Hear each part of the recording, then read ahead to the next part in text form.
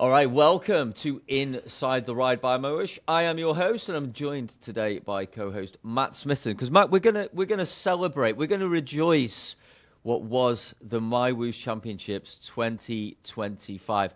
How's your recovery been so far? I rode for the first time today, so not good. I've been in an immense amount of pain.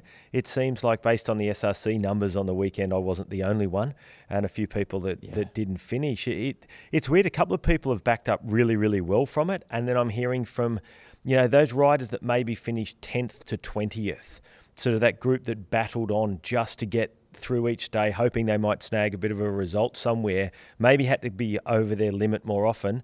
They're taking a little bit longer to recover than maybe the top couple or some of the people that finished a bit further back.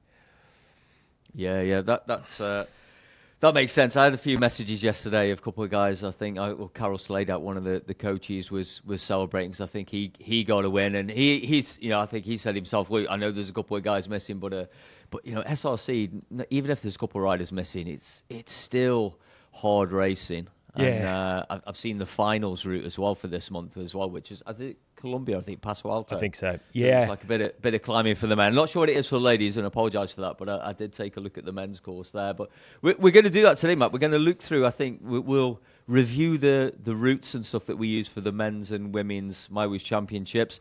A lot of work went into this, Matt, and a lot of thought into how to structure these routes for the team. Yeah, definitely. And what I'm looking forward to chatting to today is just a real recap on, did the courses work out how we planned them? Did the race head the way that we thought it would race for all the categories? Did the categorization work?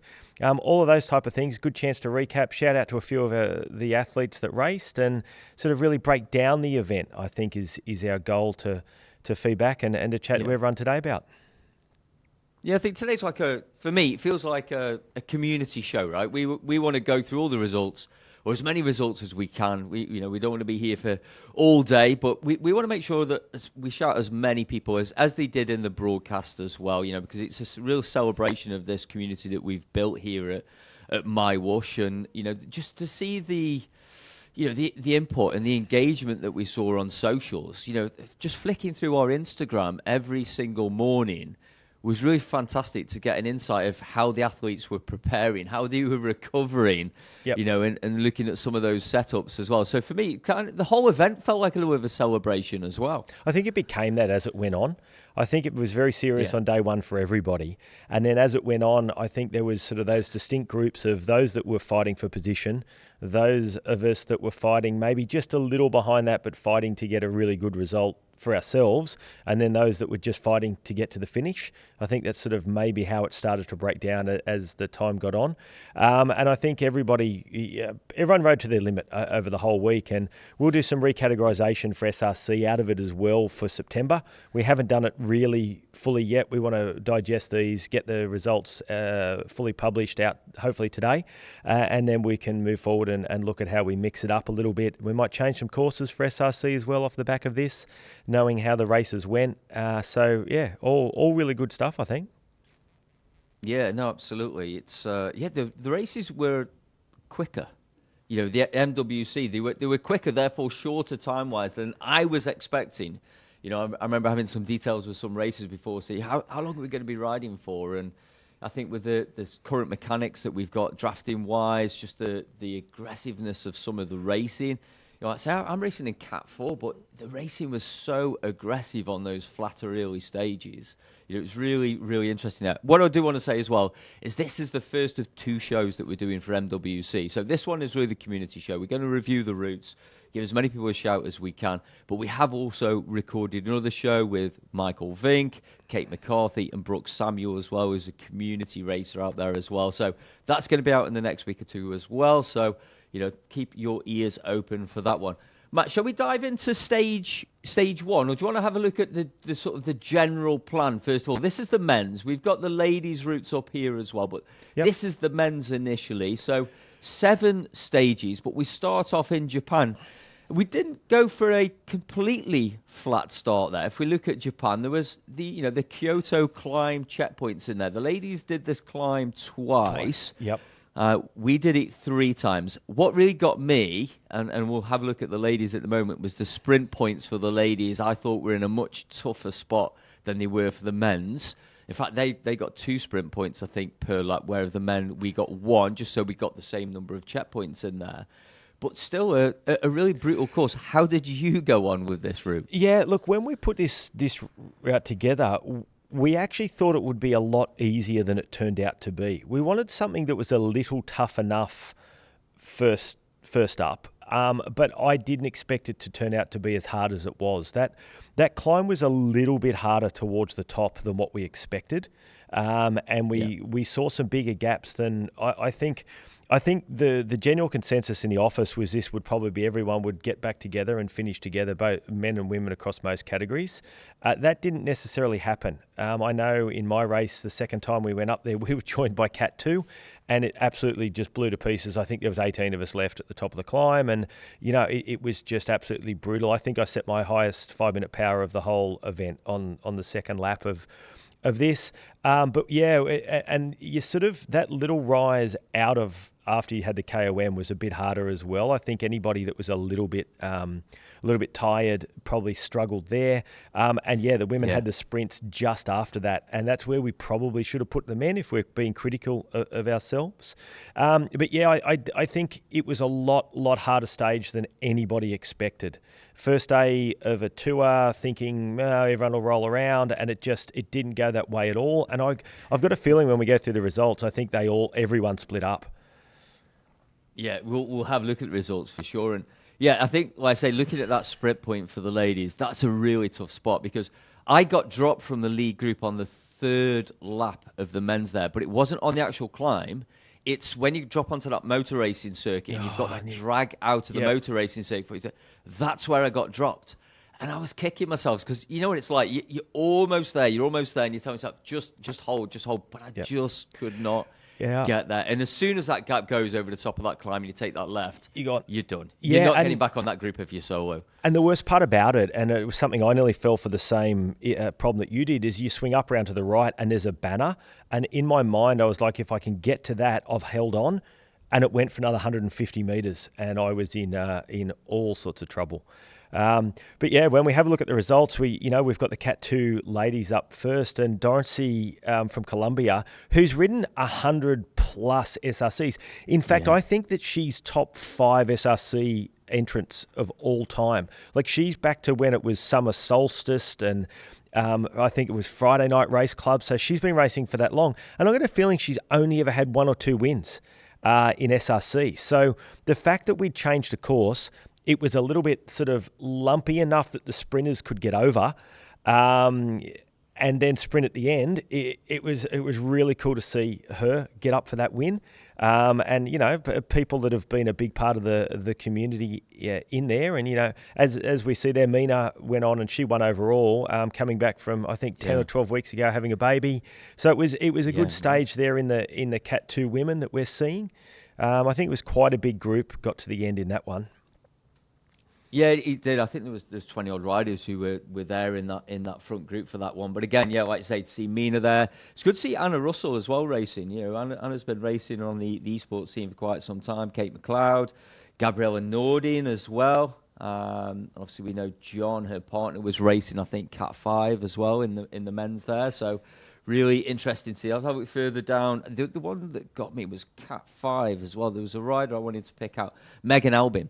Yeah. The thing that got me a Megan, I don't know if you watched any of the women's broadcast, but Megan had the best pain cave or gain cave that I have ever seen. And I don't know whether she did this on purpose, but and this is from sort of a camera guy's aspect and, who do sort of the film work and things, that she backlit herself beautifully, but it was a sort of tin shed. She had this metal tin shed roof with a lit behind her, so she had this constant glow around her on the broadcast. It was really good. I was unlucky. And she was backing up results. I didn't get to see much of the broadcast at all because we were watching it live in office on Game, and then I would shoot off down the road home to ride the Mensa race. But Cat 5 Women was a really, really interesting event. It was really good racing the whole way.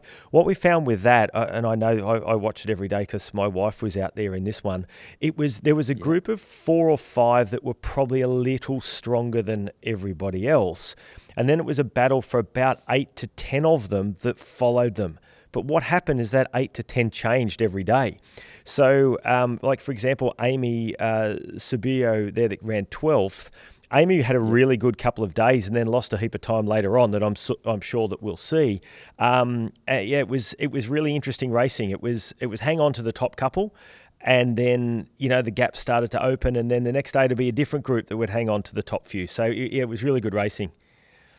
Yeah, there was a couple of riders that were pretty consistent. I think those are the riders eventually. You got obviously Natalia Idzik there as well. I think took the eventual win in that category. And again, just Natalia, one of those riders who was on camera every day. And I don't know if you saw the final scenes.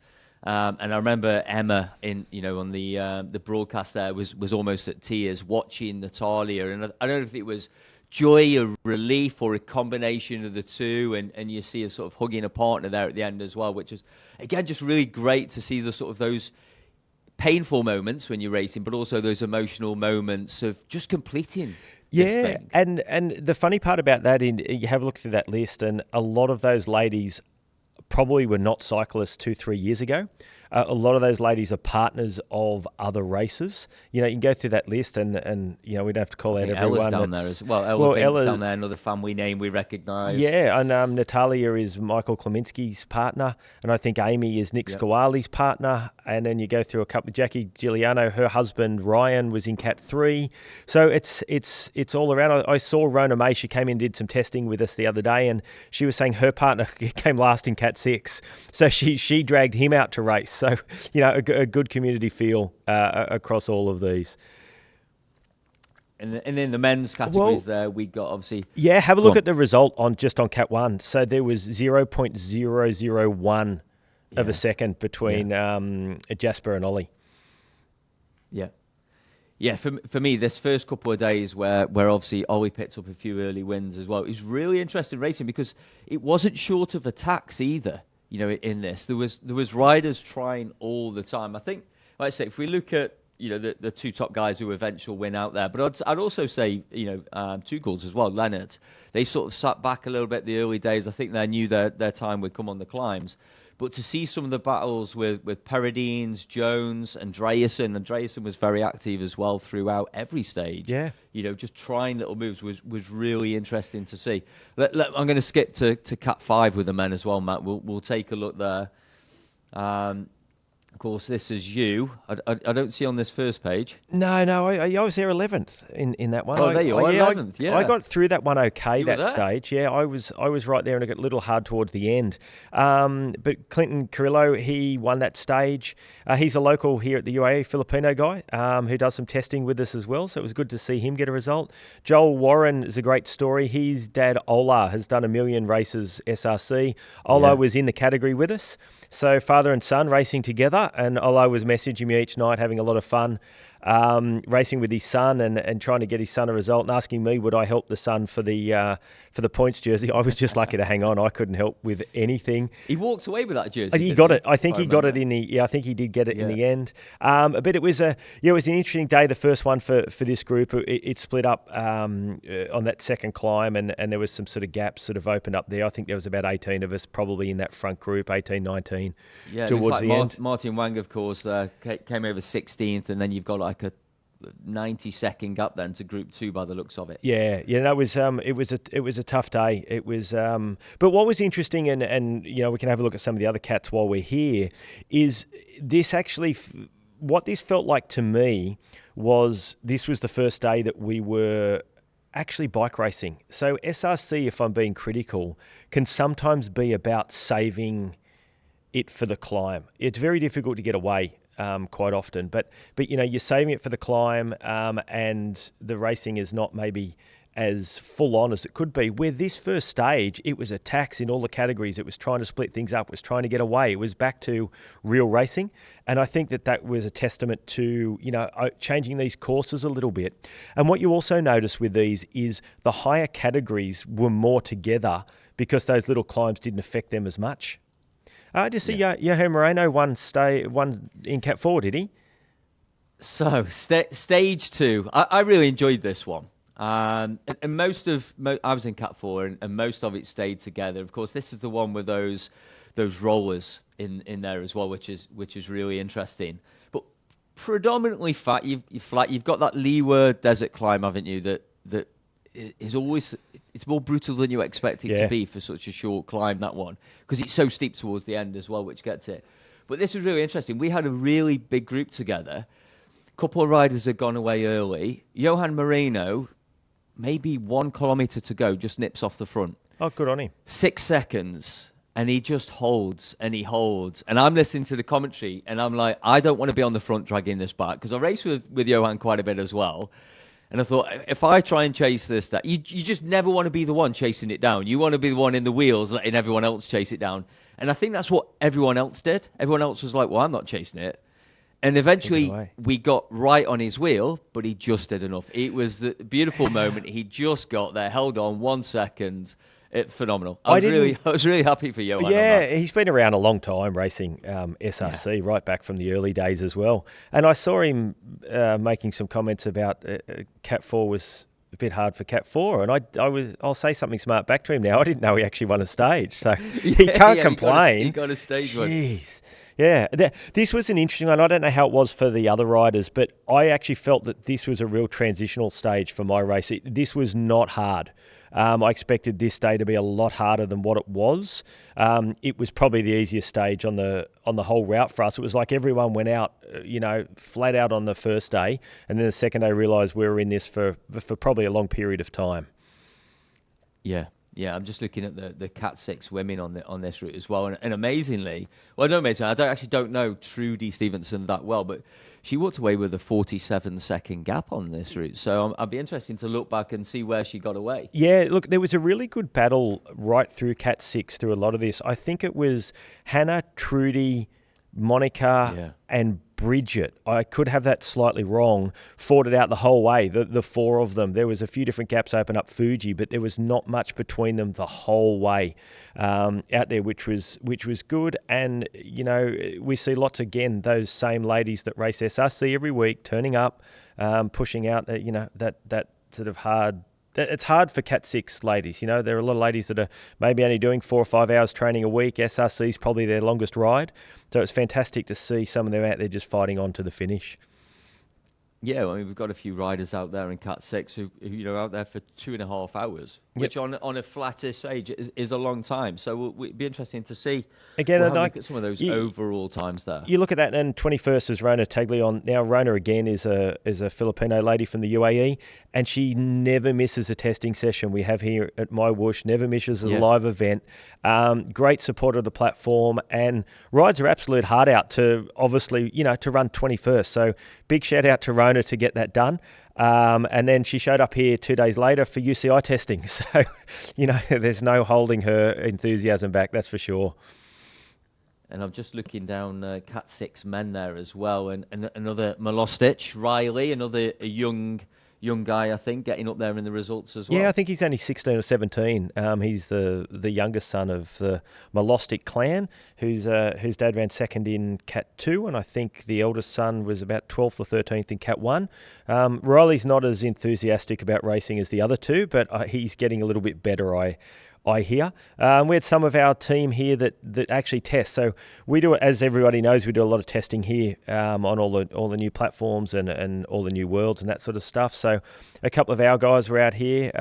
Leonard is one of them. He had a fantastic couple of days, and you know what? He's a lovely guy, and it was the smile on his face after each stage, and the fact that he got the ability to ride a 7 or 8 day bike race. He was just so excited by it all, just so excitable. And this Cat 6 has become a really good category now. We've got a lot of the riders that were struggling in the higher categories that have been around a long time, that were, do I keep racing? Do I not? Like the Jeff Rooney's of the world, I can see there.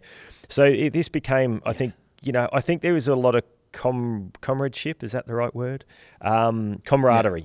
Camaraderie. The other word I just made up, I think, in this Cat 6. So yeah, well done to everyone on this stage. And this was a hardish stage, but again, you got through those rollers in the front group. Most people probably got up the climb, I think. Yeah. It's really interesting, right? Because you mentioned both riders there. I was going to mention you've got Riley, and then I'm not. I don't want to out Jeff's age there, but he's not 16 for sure, and he's one of the most active members. But we've got two riders there within 2 seconds of each other on this stage, racing together. You know, when both of them, I think we had on camera at some point as well, which is just phenomenal that you can have someone with the maturity of Jeff and the experience with Jeff racing against someone like Riley as well there, and both competing, you know, side by side. Absolutely awesome. I guess that's just the beauty of cycling esports as well. It is, and there's another. Let's have a look. Yeah, sorry. No, I saw John Wakefield was out there. I didn't know John raced. I saw John up in Sweden at their national championships earlier in the year and met him. Really, really nice guy. So shout out to John for being out there. I didn't know he was racing. How bad's that? Yeah, I'm surprised because he was definitely updating his social posts with the sort of the route maps every day as well. So that's the only reason I knew, because I do follow him on social media. And I know he does a lot of racing with us here as well. Of course, I got this stage wrong. This is stage 3. This is the one with those 7 kickers in, not stage 2. Yep. Before we get onto that Vessel rock climb as well. Again, another interesting one. Did you manage to hang on to the group here? Yeah, I didn't have a lot of trouble on this one. I had a good day, I think. If I remember rightly, I think I was with the group on this one. We're going to check now. Yeah, it all fell apart for me once we started going uphill. Yeah, I think I was 11th on that one. Us heavier gentlemen on this one did really well. So Andrew won, Martin was second. So it was, it was. If I remember rightly, I thought I was going to win, and then I didn't, which I'm sure went through everyone's mind at some point with 400 metres to go in these races. But this is it's an interesting circuit, this. So this has actually been, what's the right word?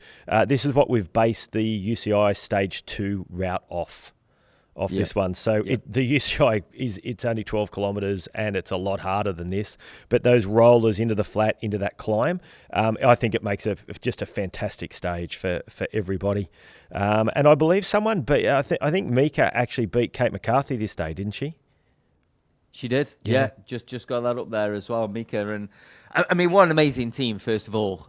You know, Adblock International. I just looked at because again, they did some social posts with the pictures and the names of the riders. Maria Holcroft, Kristen Kolczynski, Mary-Kate McCarthy, Mika, Lisa, of course, in that team as well. Just a team that could pick up the sprints, pick up the climbs. Obviously, we know that Kate picked up the overall in the ladies as well, but what a phenomenal team to pull together. Yeah, and I remember seeing one of the days that Lisa went early and they nearly didn't catch her.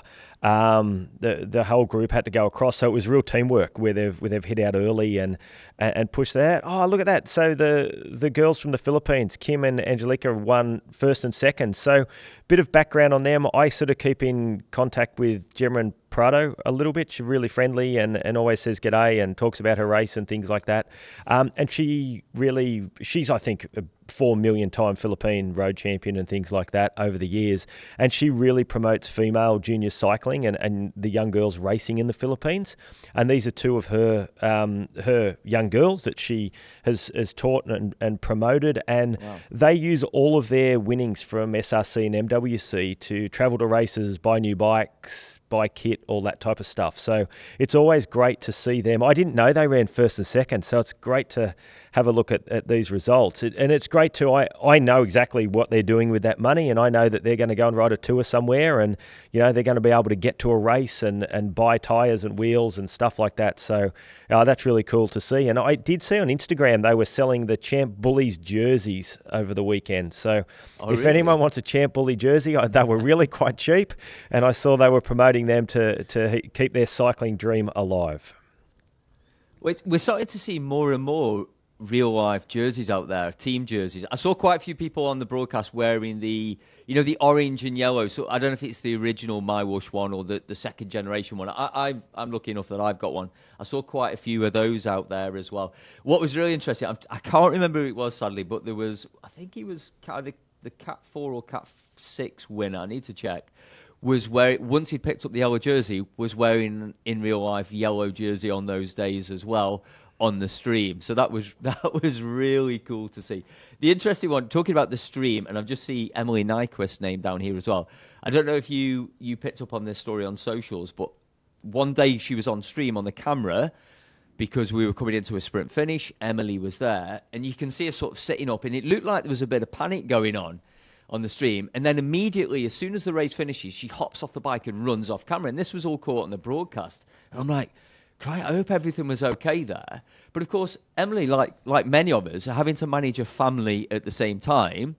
And it's obviously, I'm not sure what time of day it was wherever Emily is, but it was probably late evening or something like that. But she'd ordered food for the kids and tried to schedule the time on whichever app she was using, and it arrived early. Yeah, wow. So she was like, someone was knocking on the door to try and deliver a pizza or something, and she's like, I've got to get this for the kids, but at the same time, I need to finish this race. A really interesting moment. We'll have a look in Cat 4 here in a moment, but another story on that is I saw Elise Gallegos. One day she was racing in her bedroom because it's obviously a weird hours in the US, and I think she's got three young boys. And the boys were laying in the bed, half asleep, half awake, watching iPads, waiting for mum to finish racing. So, so much commitment out there all over the place. But I just wanted to have a look on this day because 11th there, Angel Jalok is, again, a Filipino lady, again, that lives here in the UAE. After this stage, I frantically called Angel and said, can you please send your brother around because he does the best massage in Abu Dhabi. I need to get through another 3 days of this. So not only did Angel have to race, and I think at this point was probably right up there on GC, she had to drive her brother 35 minutes away to give my legs a rub so I could finish 19th in Cat 5. So shout out to Angel for that support along the way, and it shows a bit of those sort of things happening with the community. But I believe, and to be honest, I really do follow. I know a few people in Cat 3, 1, 2 and 3, and then 5 and 6, and I didn't really get to follow too much of the Cat 4 ladies. So Catherine Montoya's had a win there. Claudia Hyde, I know I think she won SRC on the weekend. I saw this was really, really competitive racing. This Cat 4 ladies is really, really balanced. It always has been SRC and all those types of things as well. And I believe that this was very, very well contested throughout the whole MWC. Yeah, this is the one, I think, on the last day, just watching those battles amongst those top riders. And there was a lot of, team play, I noticed as well. In this one, again, you could see it unfold on the broadcast with riders just trying to beat the next rider in front so they could put a little bit of a further time gap between whoever was against them team-wise as well. So it was really interesting. And again, Angel, just one of those riders who was constantly on screen as well. And again, just really interesting to see that setup. I've got to jump to stage 4, Matt, because what were the team thinking? This is the one where I think the guy who designed the Corsair has probably got a bounty on his head. Yeah. We'll blame Tarek. I think I sent out in one of the updates that everyone's out to blame Tarek, and he's got a written warning for this one. It was the Fuji one was worse, but we'll get to that. This was an interesting one. When we put this together, I can tell this story now. The game not the game, I'll say us. We miscalculated, and it only came up at 890 metres of climbing. And we're like, oh, yeah, cool, no worries, we'll publish that. And so that went to the management, the stakeholders and all that for approval. And then when we ran the test on it, we realised that it wasn't. It was well over 1,400 metres of climbing or whatever it ended up being for the men. We'd actually copied the ladies' number across. So at that point, we panicked and thought, okay, well, we're stuck with it now. Let's just run with it and see how it goes. I've got to be honest, and I'm going to regret saying this in case we ever use this again, I didn't find this as difficult as what I thought it was going to be.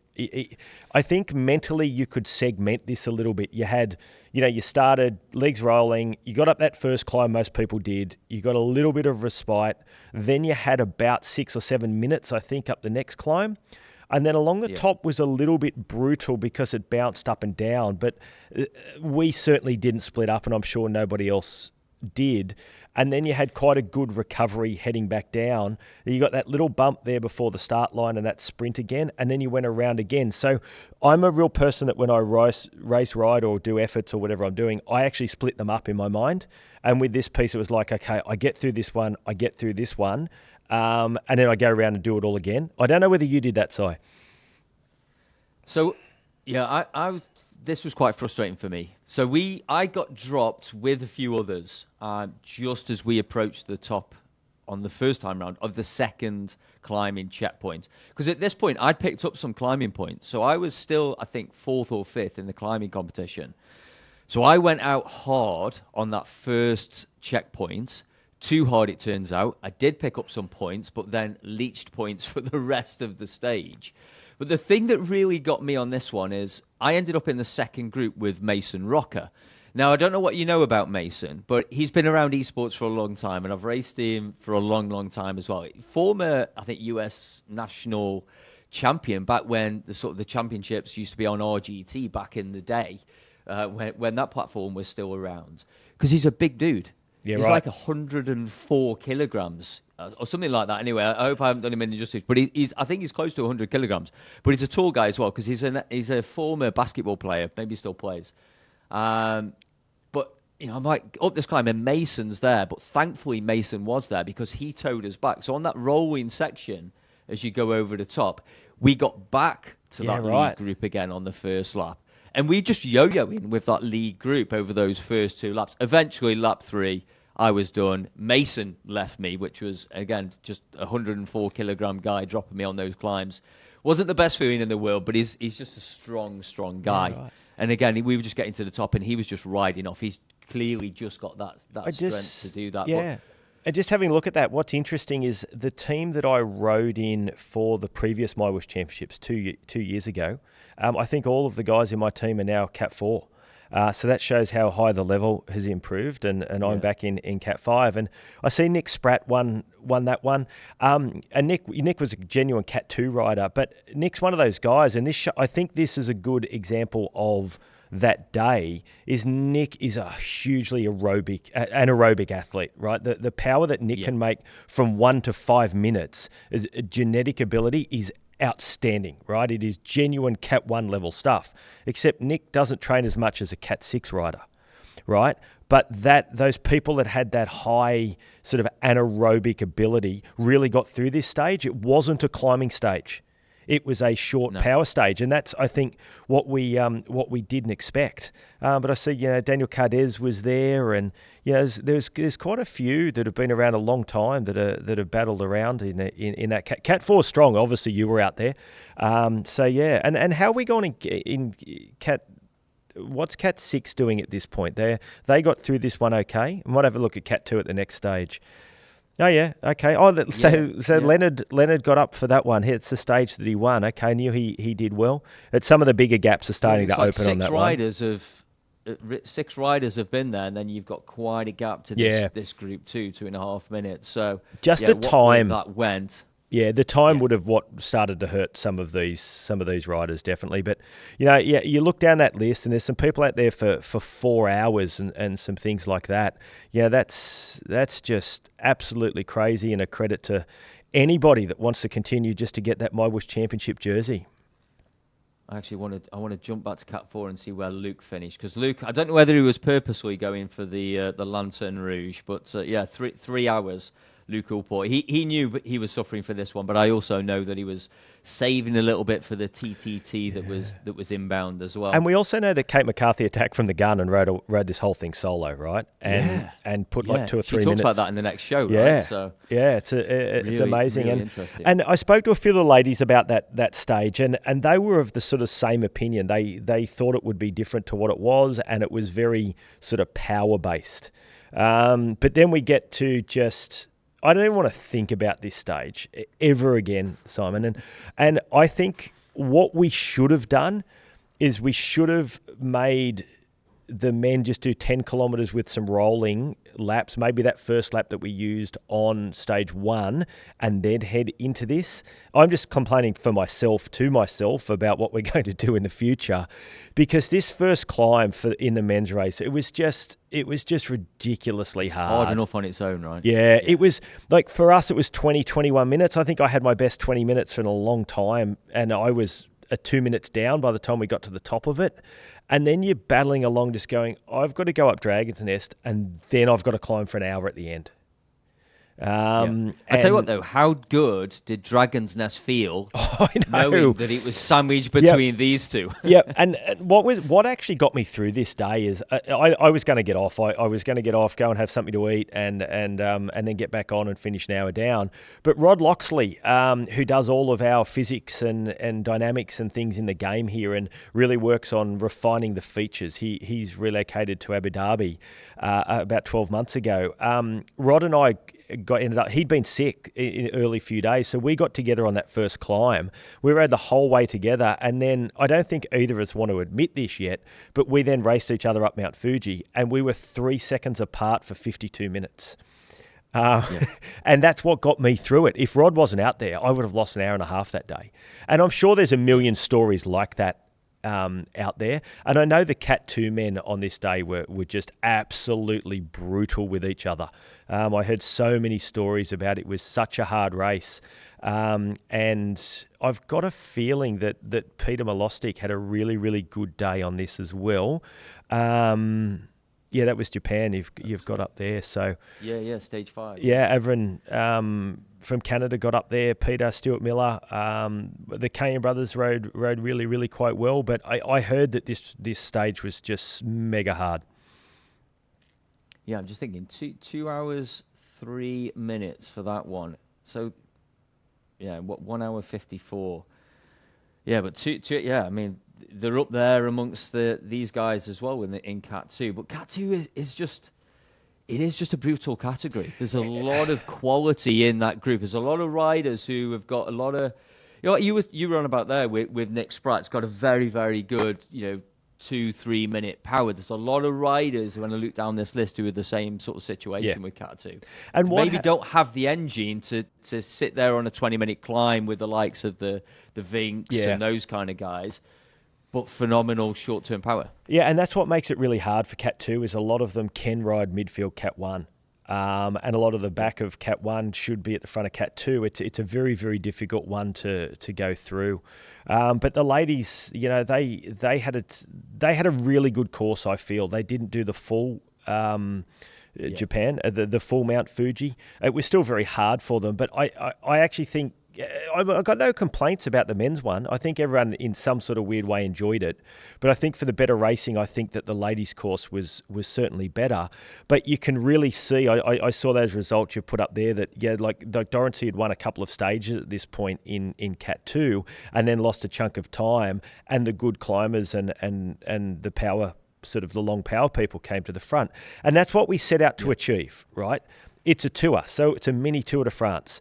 Everybody that can sprint and is powerful and can race well gets a chance in the first couple of stages, and then they sit by the wayside while the climbers, head up towards the front. And then we've got one for the time trialers and then another one for the sprinters. But the race was decided for, I would say, for all categories on this one. Well, I think, talking about it, the other thing that starts to come into play as well is when you've got some riders with that experience there as well, that they know how to pace these stage races, but most importantly as well, they know how to fuel these things, because a lot of that comes into it. And the reason why I say that and I come to stage 6, and again, I just want to stick with Cat 2, because you saw Hayley Simmons there on Cat 5 was up there, but she took the victory here as well. And again, just a very experienced rider. Been around the road racing scene for a long time as well, knows how to stage race. Yep. And I know she's been doing a lot of gravel stuff, and she planned for this, and this is one of her strengths. But you start to see those riders like Mina as well and Sarah Roach. They've got that experience on these longer form events that they were probably recovering better in a way than someone like me who were just sort of guessing at it in a way. Well, let's talk about recovery. So I've not taken any cycling too seriously for quite a long time, and I thought I'm going to try to do my best here for what I can do. And so, listening to a few people, I know Catherine Fura talks about this, and I see everyone having all these carbs and stuff. So I set myself this goal. I was going to do 100 grams carbs an hour the whole time. I was not going to have a beer for 8 days, and for those that know me know how difficult that is. I was going to attempt to stretch. That lasted 2 days. But I was going to have my pickle juice when I started to cramp. I was going to eat right after it. And and honestly, the difference was just astronomical, right? And I was backing up day in, day out. I wasn't cramping. I wasn't all of these things that normally happen to me. So anybody out there is listening to us that may have, really struggled or had some tough days out there, really think about your nutrition. I reckon certainly as the race wore on, it was just so important. But when we're heading into this time trial, something I wanted to discuss with the community about this, because there was a bit of feedback around, I'm lighter or I'm heavier or that type of stuff in this no drafting. So we need to remember that whilst we were on time trial bikes, they still used the same aerodynamics that we have in the rest of the game on a road bike. So height and weight really came into it. So when you're on a proper time trial bike, and we probably should have discussed this before the event, when you're on a proper time trial bike, the CDA between someone that's 180 centimetres, 160 centimetres is not hugely different once you get in the really good position. Because you're in that position. You're in that position, and it's all about that frontal position, head down, fancy helmet, chin on your handlebars, that type of stuff. Where in this, it's normal road position, and being shorter has an advantage in CDA. Yeah. And so in this, people were saying, why were lighter people going so fast on the flat? It's not because they were light. It's because generally if they're light, they're short. Right. So that was certainly a part of it. And it's it's accurate. It's bang on for the road bike. So we're going to have a look at doing some physics for actual TT bike next year. And the other thing is anybody that was on the TT bike the next day or has turned up in SRC in a TT bike, it doesn't matter, guys. That bike's actually the slowest bike in the game. So don't worry about it if somebody's done that. We get a few right in that somehow people have been stuck on it the next day. So that bike's actually slower in the group.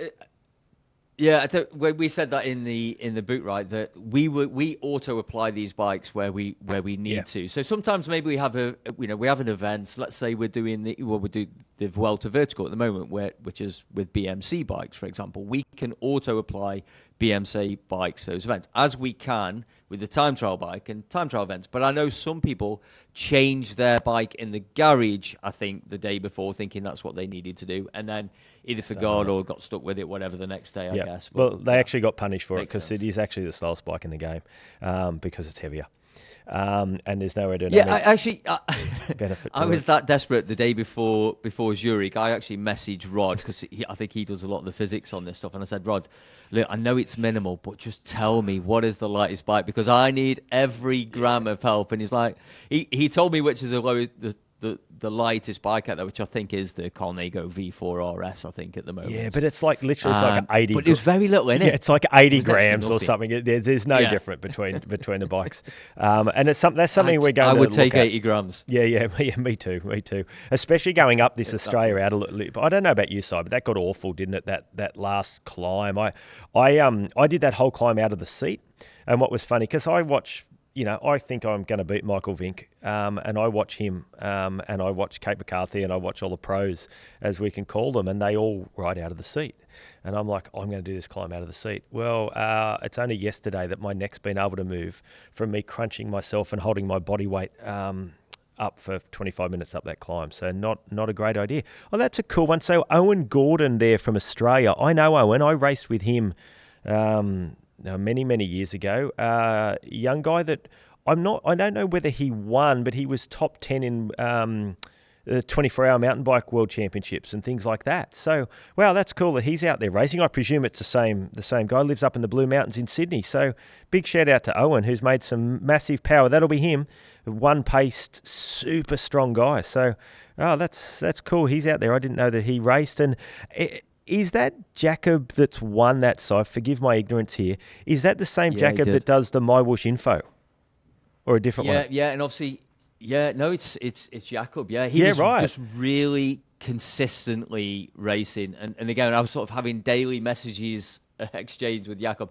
He had a really great team as well. And again, just a broad mix of riders.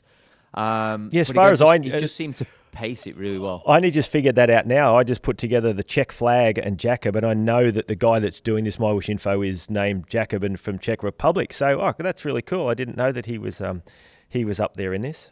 And Yayo Machado down there in 17, is he the same guy that is always doing all the live workouts, or is it somebody different? No, that's a different one. Yo Lopez is the gentleman you're talking about who does all the workouts and then does all the write-ups. I was actually thinking I had a good day this, but I'm scrolling and I find myself down here. But I think I went out and got to the foot of the climb in 10th because I've got two teammates here as well. These two guys, Mika and Gia as well, the Finnish guys, like 60 kilograms. Yeah. So really light guys. So they really struggled the first couple of days, but I was grateful once we got to the climbing stages in Zurich and in Japan. Those guys really came forward there as well. Again, Daniel Cadez, a rider who's been around a while. Yeah. Again, he's one of those guys, every time I turn up to a race, he seems there. to be there, and we seem to be having some kind of a battle. And shout out to 29th there, Diogo from Portugal. So he runs like a cycling lab stuff down there, and seriously, he's the number one supporter of MyWhoosh at the moment. Like community racing. He brought like 20 teams to this, and everyone races his location, and it's just amazing. Amazing what he's done there. And we look down Brian White, who I fought it out with a couple of times back in Cat 5 and 6 days, and Brian's been gradually improving and doing well. And Ryan from down there, and I shouted out to him in the I didn't know he raced on MyWhoosh. He's a guy that's been around the Sydney cycling scene for a long time. Taylor always messages in about things, so that seems a really cool community group. I haven't had a look at the ladies' results on this stage. How did all that end up in those categories? I saw Hayley won Cat 2, Kate won. Yeah. Kate won, but only by about a minute on that one. About 53 seconds, yeah. Yeah, okay. Because this was pretty well decided at that point, I think. And Cat 3, Anne-Marie's done really well there. So, that's... Yeah, again, still quite tight. Quite tight. How long that climb is, then still quite tight. 10 seconds for the top 4, 13 seconds for the top 5. Yeah. Still really tight. Yeah, that's... Yeah, really good. And how did Cat 4 end up with that group that had Angel and that sort of group of ladies in that one? Yeah, again, Peretti was one of those riders that, again, every day really small. On the camera. Yes. Out the saddle, driving the pedals. Every time I saw Valentina on camera, she was out the saddle working so hard. And I thought... You look at how intense the efforts were, and I'm like, right, she's got 10 seconds left, but just kept going and going. Such a determined athlete, really good to see. Unfortunately, it looks like the wheels have fallen off for Angel on that one. She lost 10 minutes on that day, so that would have been the end of her GC, I would say. And the Cat 6 ladies, how were they battling along at this? Like, it's an hour 10, hour 12 for Cat 4. They've ridden really well, haven't they? Yeah, and Hannah, I don't know whether Hannah had, because I recognise that surname there as well. I think she's sister-in-law, but I'm wondering whether, and I know there was one of the broadcast scenes, we got Hannah from the front view, and you could see Lisa I did see that in the background racing. Two Hermansons there as well, but I'm wondering, because I'm not sure how experienced Hannah is or isn't essentially, but she paced this really well, I noticed. And again, this was really close, and I think it was only the sort of final couple 100 meters where she stopped, because I think Trudy went out really hard. Yes, if I remember rightly. She did, and had quite a big gap, if you remember. Yep. And then slowly but surely, Hannah just kept closing down, and then eventually rolled over. And we see that the Kirchner sisters, I think, are there. I know their dad, Paulo, he races, and they've been massive supporters. He's Cat 4 as well, yeah. He's Cat 4, and I know the girls, and he runs a bit of a studio over there in Brazil, I think is where they are, and they've always been great supporters. And is it Pakashom? I'm not sure whether I pronounced that well. She's been around racing, I think she's in Thailand, and she races every single weekend in Cat 5 and 6, and she's a really small climber, and she's out there, pushing herself and getting to the end of this every week. Well, shall we have a quick look at the overalls? Because we know predominantly, I think, that final stage. Yeah. I mean, we said this on the other podcast, but we thought it was going to be a procession, but that final stage, as we see this in SRC, I don't know if you've seen this in SRC in Colombia as well, it's the flattest course, one of the flattest routes we have. but it's never easy because there's always somebody attacking on that route. I'm still angry about it. It was just ridiculous. It was like, if you're going to do this, let's do it for a purpose. And we get guys that they got 5 seconds, get brought back, and next thing you know, the next group will go over the top. And I'm getting angry because I just wanted my life to be over at that point. I threw a drink bottle across the room that was full of water. I threw my remote control into the television. I was telling Andrew Neville Ross on Facebook the other day that it was not a lot of fun for me that stage, I can tell you. Well, I'll tell you what, let's go through some of the rides very quickly. We're going to go through both males and females in terms of the overalls as well. We'll try and touch as many of the top 5 here, but of course, 3.5 minutes. Kate McCarthy taking the win. Gabriella coming in second. Camilla, I mentioned this in the other show, but one of those riders climbed really, really well, and she sort of, you can see there actually just looking at this.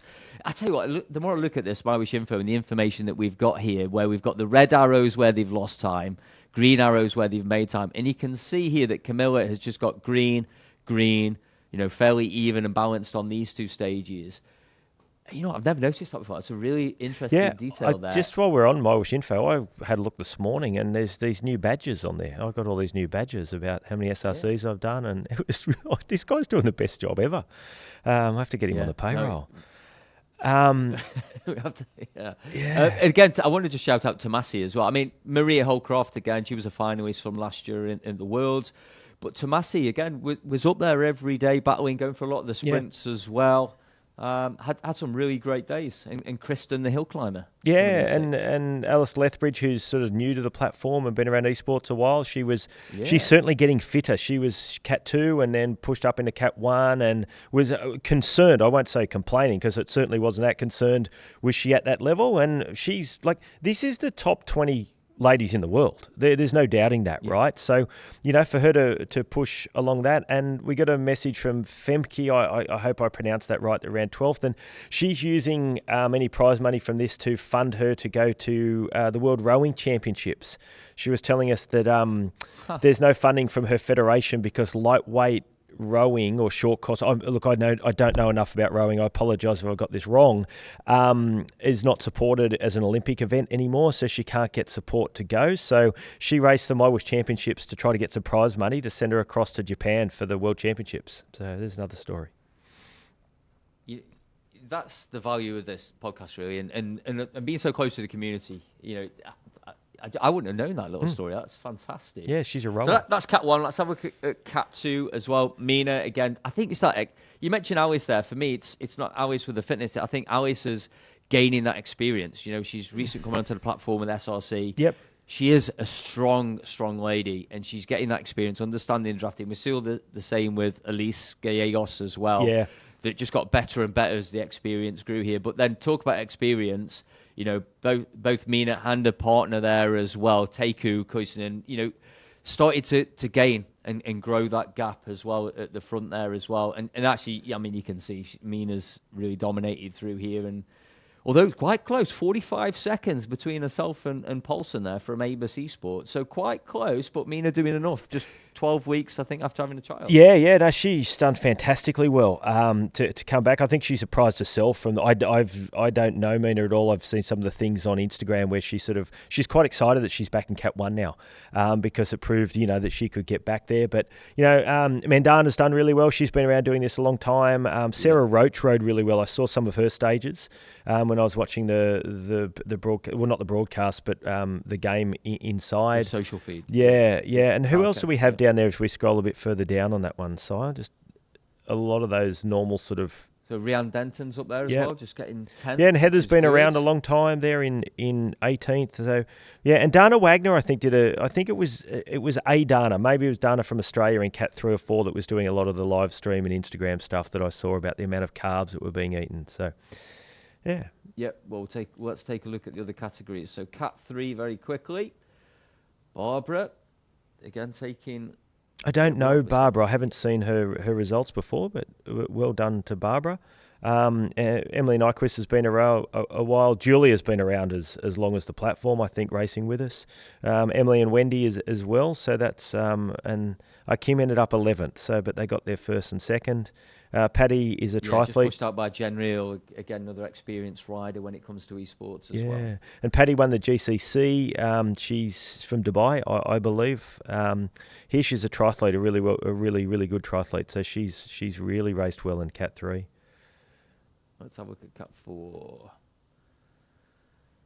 So I recognise the flag. There's quite a few Swedish flags knocking around here. So we've got Susan Stedman taking the win. Nina Dowling second. Again, 10.5 hours. Camilla picking up third place there as well. And again, quite really, you think 7 stages here, 2 minutes 43 with the amount of climbing that we've done. That's still pretty tight. Yeah. Wow, that's amazing, that one. And this is where Angel obviously got the 6th in the end. So despite that loss on that climb, lost 10 minutes on that keeping herself there in the top 7. Yeah, okay. All right, let's have a look. I haven't had a good look through these. Yeah, Cat 5 I know a little bit more of. So Megan actually held on in the end. So Natalia didn't. Sorry, we had that wrong a bit earlier on. I apologise everyone on that one. But yeah, again it was all over the place. I see Katie did well down there in 13th. She races every week with us. A lot of this is not new ladies really in this one. This is ladies that have raced for quite a period of time and get out there and race really quite hard. And yeah, as I said, there was that top 3 or 4, and then it just seemed to alternate who was with them each day. So you can see all the reds and the greens in that chart. Really showed what that race was all about. Yeah, it looks like Megan's been pretty consistent there, but again, you see that the green arrows moving up 1 space, 2 spaces, 4 spaces, and just holding herself in second position there. Cat 6. So again, Hannah taking that victory there, just 10 seconds over Trudy. Is that all it was in the end? Wow. Okay. So they've fought that right down to the line, and the 4 seconds on the last stage. So there was nothing between them. That would have made that a really interesting race. I know that there was probably 4 or 5 that were a little bit stronger in this one from what I remember. And Bridget's... So Bridget's from Australia. I used to ride with Bridget back in the day. Bridget's recovered from... She raced through SRC with undergoing chemo and breast cancer. So we've got a story, I think, on YouTube going back a little bit on Bridget. But she was actually telling me that she feels like she's a bit over all the illness now, and she lost a little bit of weight and got a bit of fitness back, and she's had a great 8 days out there. So congratulations to not just Bridget but to everybody in Cat 6, because I know how hard it is for me, and I do feel like I train enough to get through this, but for some of these ladies that probably just don't get the opportunity or are new to the sport, this is a tough event. Yeah, I mean, 15.5 hours, to be out there, and there's a lot of riders who rode over 14 hours, 15 hours. That's a long time. So hats off and total respect to everyone who not only completed the 7 stages, is amazing. Yeah, and again, still quite tight. The battle's down here as well, and this is the interesting thing about stage racing. And I said this because it doesn't matter where you are. There's always riders around you, and there's always a local battle with those riders just in front or just behind as you go through a stage like this. And you find your group, don't you? And like I say, I've got Mason Rocker and Johan and you just find those riders that you're going to be competing against every day. I was racing Martin Wang every day, right? And I don't think Martin was racing me. As I said in the other podcast, he didn't know. And he won one of the stages, and I was so upset. I'm like, he's put all this time into me, but then he lost time on the last day. So I think I got him by 1 place. So, but he didn't know that we were competing. I was just competing with him. Let's go through the men very quick. I know we're getting close to the hour, I think, on this show, so it's going to be a long one. We wanted to make sure we gave as many people a shout as we can. Overall Cat 1, should I say? Again, this was really tight, right, between Michael and Jason. Just 53 seconds in the end. It was that Mount Fuji climb, I think, where Michael really opened up that gap. He is going to talk about that on the next show as well. But again, still pretty tight. And again, great to see Ollie Jones, Saeed up there, Stefan as well. Again, another one of those finalists. And Hayden Pucker was, I know, really happy, given how much climbing is in here. And again, another big dude there to be picking up 7th. Yeah, he's done fantastically well. And you know, as we know, this is a really, really hard. This is so hard. This men's Cat 1, and sometimes it's about hanging on to Michael and Jason as long as you can and going well over the limit. And I think that people that tried to do that probably got a little bit punished later in the week. So you see some of the bigger names are a little bit further down than what we would normally expect. Yep. And maybe they just tried to go with them, and it really maybe hurt them after a couple of days. Yeah, interesting. I mean, where is he? Hayden really must love MyWhoosh now, because I noticed he's got the national champion jersey next to him, but that's definitely not the US flag that he's got next to him. I don't know what he's done there. We'll have to dig into what's going on in there. He's racing for the UAE now, which is great. And, you know, Mr. X100 has come up with a win in this one, who's been racing the platform a very, very, very long time. 16 seconds, though. Yeah, not a lot. I know. It was tight. I know. And Peter, and, you know, as viewers know, I know Peter from back at home. Peter's a 51-year-old ex-Australian champion that his whole life and family's life now revolve around SRC, which is fantastic. But again, this racing was just really hard. I believe from reports that I've had from Phil Graves and some people like that, is this was just in ones and twos, back together, spread out again, that constantly, you know, guys like Stuart Miller have done really well, and the Kayan brothers, as we spoke about before. And yeah, Kalman has been around, he's been winning, Tauto, they're all there. Yeah, and again, Ika Morelli's up there as well in 6th. He's obviously one of the coaches here on MyWhoosh as well, and does a couple of live sessions. But again, one of those sort of more climber types. So again, good to see that he was actually competing on some of the shorter stuff there, and I noticed he got a top 10 in one of the sprint stages as well. So really good mix of names there. Let's have a quick look at Cat 3. I'll tell you what this category was missing. It was missing Golden Boy. No Golden Boy for MyWhoosh Championships, but I noticed he was doing SRC. That's a letdown for everybody concerned when the Golden Boy's not racing. Just for the social updates, I think of Golden Boy. But I'm sure we'll see Eric back next time for MyWhoosh Championships. Again, so Montoya taking the overall here as well. Lewis Ridley picking up. Yeah, from up in to see that from Lewis. Up in York, I think Lewis is. So yeah, Lewis races every week. And Nick Squally from down in Melbourne, he won a stage, I think, and has got a really, really good result there in 6th. Niall and Chris Morgan up in 8th as well. And Chris has done really well this year, because again he's come through the ranks, come through the categories. I think he was also nervous about racing in this category, but just proved his place. I think cemented his place. Yeah, young Niall did well too in 11th. He's obviously the climber, but he's done well on some of those shorter, those steeper, I suppose, rolling hills and things like that. So well done to Niall as well. How many have we got in? This was quite a big field, if I remember rightly. If we get all the way down on this, John Bruin is there and. Yeah, wow. Okay, so most people finished. Yeah, so 41 riders finished there, Yeah, I see Henry Hughes is there. He's been around forever, I think. Knowing how hard Henry tries, I think when we do our recategorisation, he might get to finally go back to 4. I know he's been asking for that for quite a while. Franklin Almeida, there's so many of the SRC community have pushed this through, so really, really great to see. Yeah, Andy Rushmore, a teammate of mine as well. Again, another one of those riders that went from 4 to 3. Yeah, he's down there 37th as well. Just over 12 and a half hours for Andrew. Yeah, John Brune up there as well, which is really good to see. Yeah. Regular rider. There's Carol Sladak as well, another one of those coaches here on MyWhoosh. He does a Monday session and a Saturday session. And I don't know what you know about Carol, but he started with what he called Red Fridays. And he does this threshold session on a Friday, which is really, really tough. And he mixes it with the Polish and the English. I've done it a couple of times now. It's a really good session. Maybe not the best way to prepare for SRC if you're doing that on the Sunday. Yeah. But if you want a quality session on a Friday night, that's the one to go for. Cat 4, again, Jakob, we know to come the overall. And again, you can see just that experience, because he was just picking up places the later we got into the event. But geez, that's tight, that one. There's not a lot in that. There's, a minute or so, 2 minutes between the top 4 or 5. So, yeah, that's obviously been really, really hard fought, that one. Yeah, I'll have a scroll down. This is my goal. Bypass my name at some point. My goal is to get back into this. Yeah, we should be. We've not raced together yet, man. No, I don't want you to lose. We need to. I don't want to come down because I at least want to try and maintain some fitness, because we're going to obviously creeping up to the Worlds where we're going to have all the elites ascend or descend on Abu Dhabi in the next couple of months. So if we do some rides, community rides with the guys, I want to at least have some fitness. Yeah.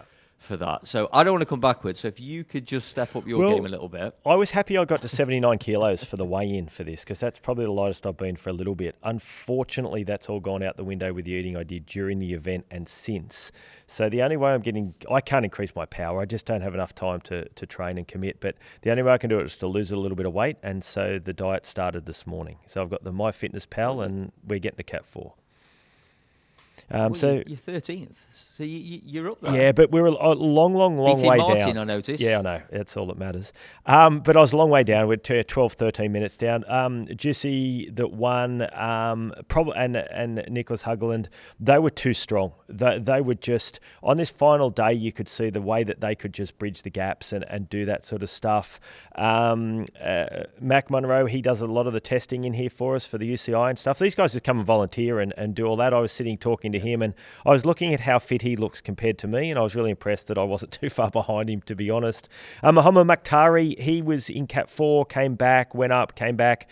He's a big supporter of the platform and rode really well. Andrew Neville Ross, this is the group that I'm sort of with quite a lot, so it was good fun racing. Well, just to shout about Andrew Neville Ross again, he's been around the community. I think Andrew was in one of my first teams before I was even working with MyWhoosh, and he sort of got me over to the platform. And I know he takes it really seriously as well. And his coach Thierry Bessada is a sort of really well-known coach there in the esports space and just the cycling space. Well, I think he's a UCI registered coach there. So again, he's got a coach, and really dedicating his time and money to stay fit and compete no matter what category. Yeah, he was really quite. You could tell that what we found in this category is those of us that probably didn't carry that 10, 12, 14, 15 hours a week started to fall apart as those last 2 or 3 days, and those that would have been doing the training, because there's probably not a lot of difference in 5 and 20 minute power with a lot of the men in this one. It was just who could produce it, and people like Andrew and Nicholas and those people, they would just be able to do it at the end of the race. So, good luck to them. They did really well. Finally, Cat 6 men. Rademacher taking the win. Again, it really surprises me that we've got less than a minute gap, both in the men's and women's, in some of these categories after 7 days of racing, with all the climbing that we did as well in Zurich in Japan. So Riley really pushing Michael there. Yeah, I'd say Riley must have gone really well on the climbs, and I know that Leonard, he lost some time on Fuji, I think, and was quite upset about it. But what gets me about this Cat 6 group is the amount of them that finished. Now, there's prize money. It's $1 million event. It's all of those things. But Cat 6 didn't have huge amounts of money in it. I would go as far to say there's not a person in male or female in Cat 6 that were doing it for the money. They were doing it for the racing. They were doing it for the self-satisfaction, for the enjoyment, the fitness, all of those things. Massive groups. Like in Cat 6, man, we probably had 45, 50 finishes, if not more. And some of them hours and hours and hours down. It's just amazing to see. Oh, scrolling through. What do we have then finishing? 60 riders completed the whole seven stages. Some over 20 hours just to get through it. So, they've probably done it harder than anybody to do that. So big shout out to all of them. And that must have been Rona's partner there that got second last. I'd say it's David. So I don't think he rides very much at all. I think he's a runner from what I've heard, and he's pushed that out to get that finished, and he was out there for 19 and a half hours over the week. So congratulations to David. Yeah, I see Pete Ridley as well, 51st age group Australian champion. Okay. Oh, great. 51st as well. So I've enjoyed going through these national championship jerseys. Ah, that's what they are. Okay. Yeah, look, I've loved going through these because I haven't had much of a chance to look through these results and just seeing all the names. And I saw his Wojtek's out there. He loves his posts on Instagram and all that sort of stuff. So it's just cool to see everybody's had that same experience, I think, that I've had.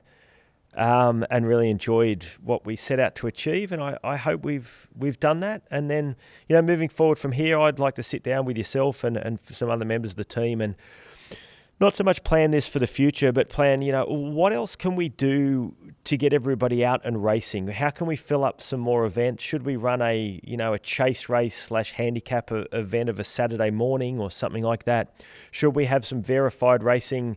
I can't do prize money for everything. But can we, do people want verified real racing and we foster this community a bit more? Yep. Do we do something Thursday night and Tuesday night where it's the same rule set or very similar to? We maybe don't worry about the verification as much. But, you've got to have the right to primary and secondary and, heart rate and all those things so that we know it's fair, we know it's equal, and, we can just have a bit more racing. So maybe we'll have a bit of a talk about that out of here and see what people think.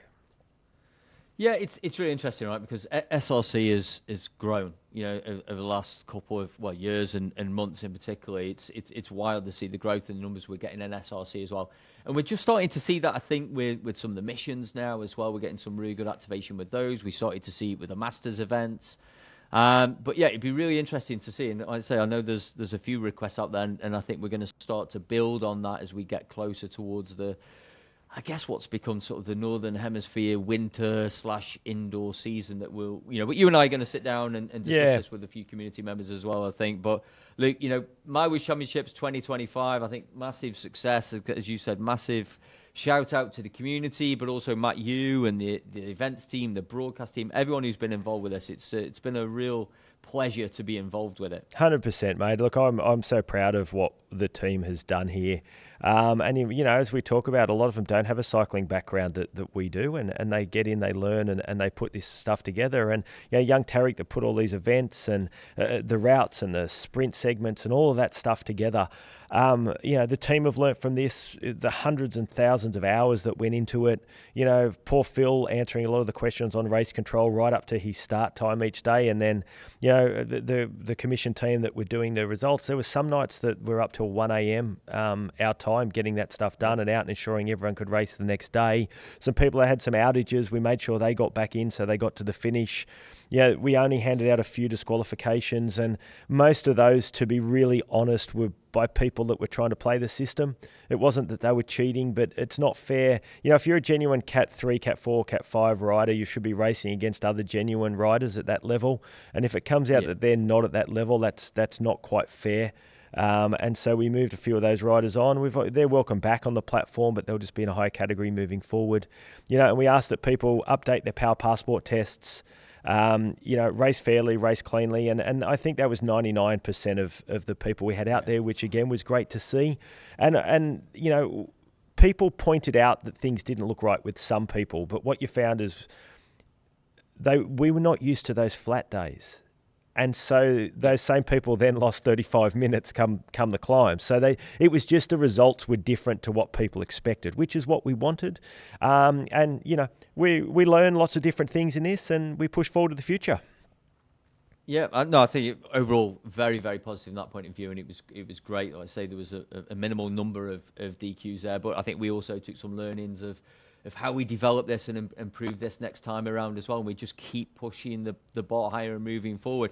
Like, I know this has been a long show, everyone. Really appreciate you taking the time, but we really wanted to get this out and go through the stages and give a shout out to you guys, the community members as well. So there is another show following this with those 3 riders that I mentioned at the start of the show, Kate McCarthy, Michael Vink, and Brooke Samuel. So take a listen to that. That'll come in the next couple of days. Thank you for being part of this community. Thanks for listening today to the MyWhoosh Inside the Ride podcast. That's it today from me and Matt. We'll see you soon for another show. Bye.